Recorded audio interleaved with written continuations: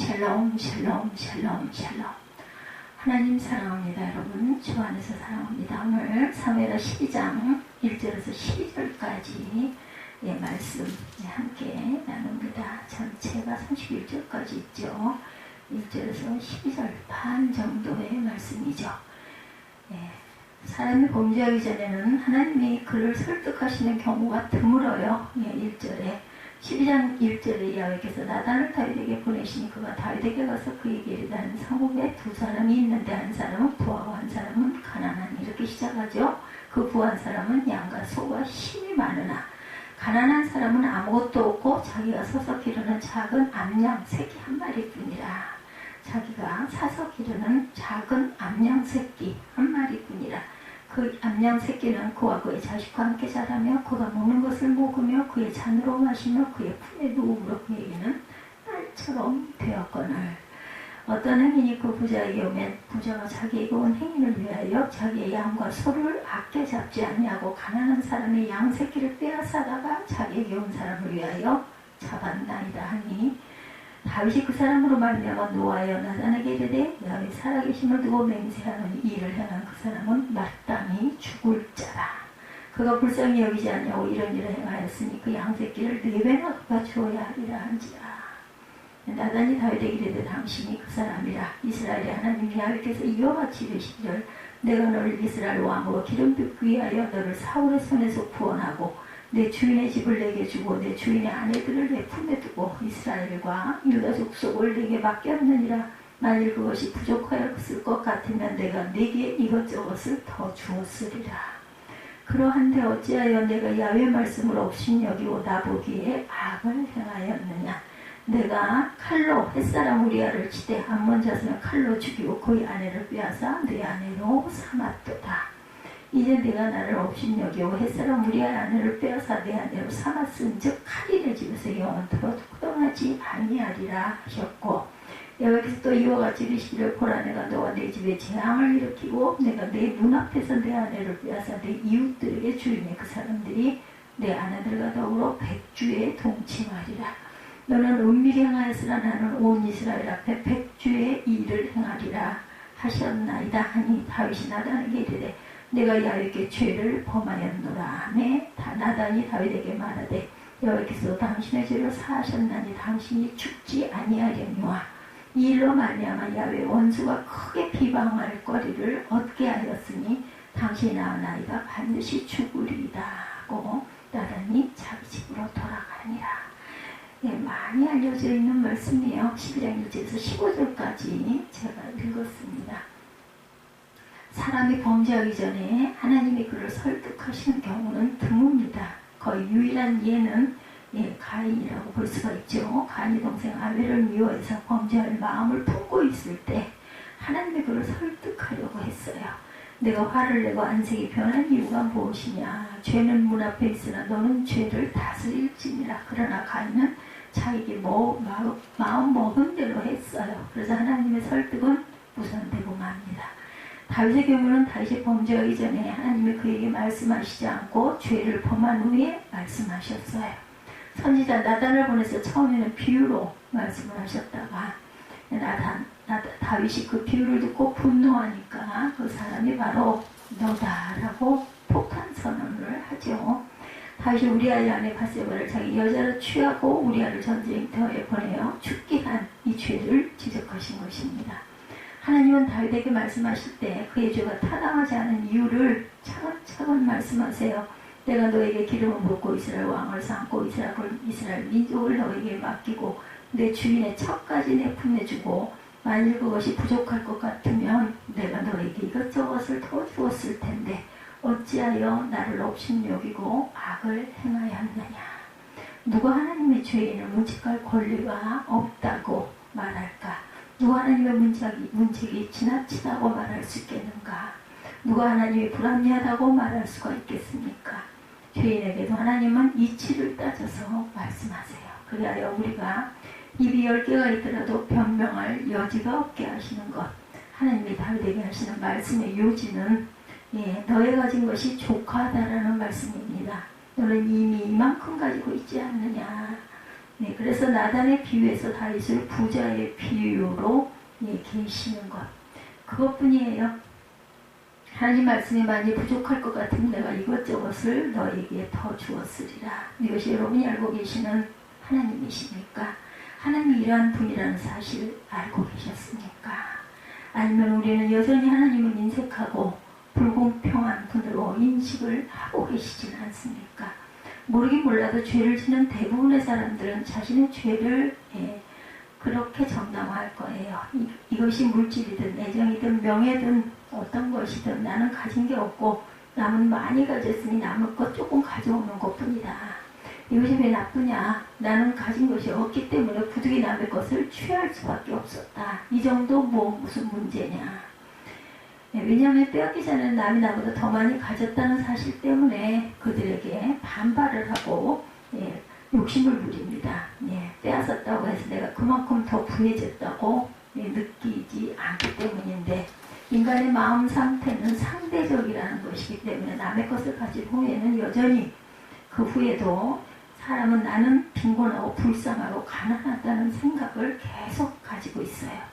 아기가 엄마의 뱃속에 있을 때 영양이 부족하면 태어난 후에도 아기의 무의식 속에 배고프다라는 생각이 본능적으로 남아있기 때문에 그 아이가 자라면서도 배고프다는 본능을 계속 생각하고 과식을 한다고 합니다. 그래서 엄마 뱃속에서 영양이 부족했던 사람은 비만이 될 가능성이 많다고 그래요.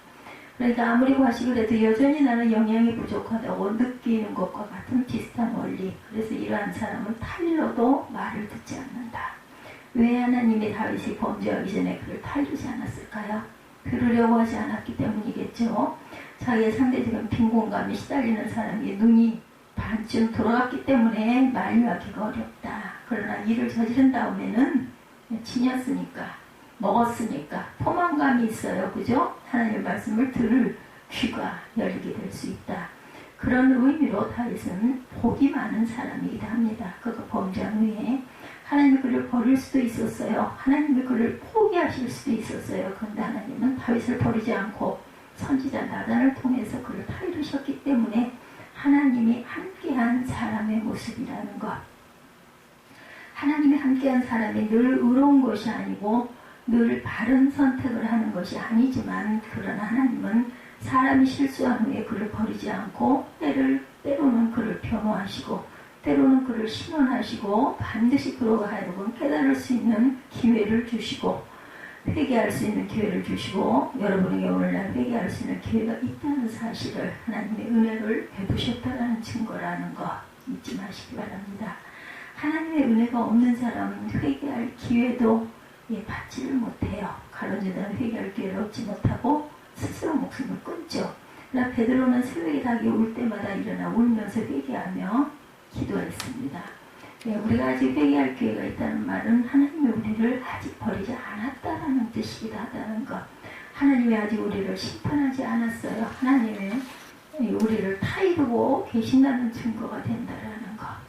하나님이 다윗에게 주신 말씀의 요지. 너는 내 자신이 부족하고 남들이 더 좋은 것을 가졌다고 생각할지 모르지만 그렇지 않다.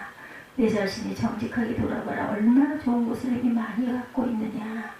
그러면서 일일이 그것을 열거하시고 내가 너를 이스라엘의 왕으로 세우기 위해서 기름을 붓고 그것은 그의 사회적인 지위뿐만 아니라 영적으로 주신 기름 부음, 하나님이 주신 영적인 은사를 일컫고 있습니다. 그리고 너를 사울의 손에서 구원하고 그 말은 내가 죽을 위기가 많이 있었지만 내가 너로 화를 당하지 않도록 너를 보호했다.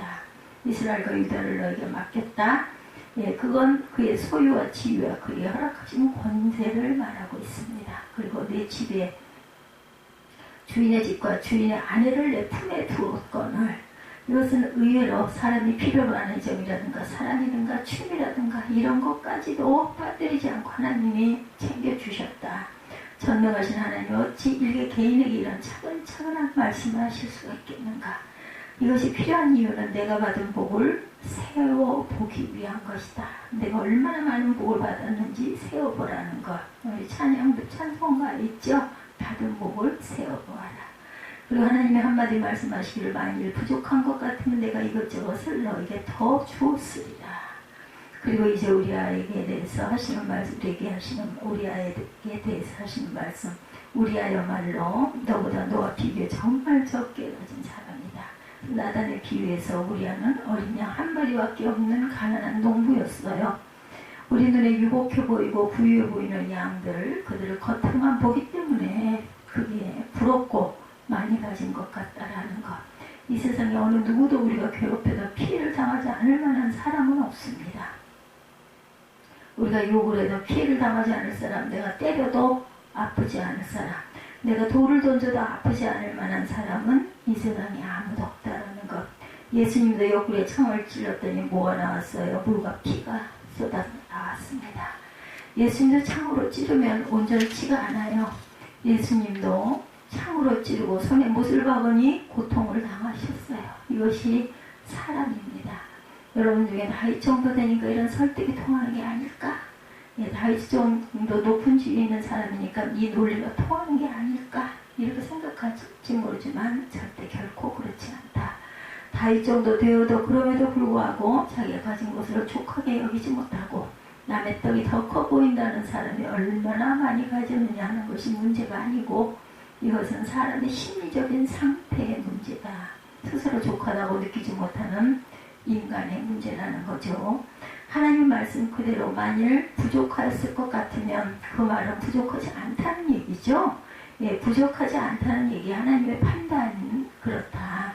하나님 보시기에 부족하다면 더 주실 것이고 하나님 보시기에 부족하지 않다면 내 생각이 바뀌어야 된다라는 것입니다. 이제 반드시 돈에만 해당되는 게 아니고 사람이든 명예든 모든 일에 해당이 된다. 이미 저와 여러분 중에 그럼 저는 왜 가져도 늘 부족하다는 생각이 들까요? 그 이유는 속에 거지가 들어있기 때문에 먹어도 배가 고픈 것이다. 그 거지를 내쫓아야 합니다.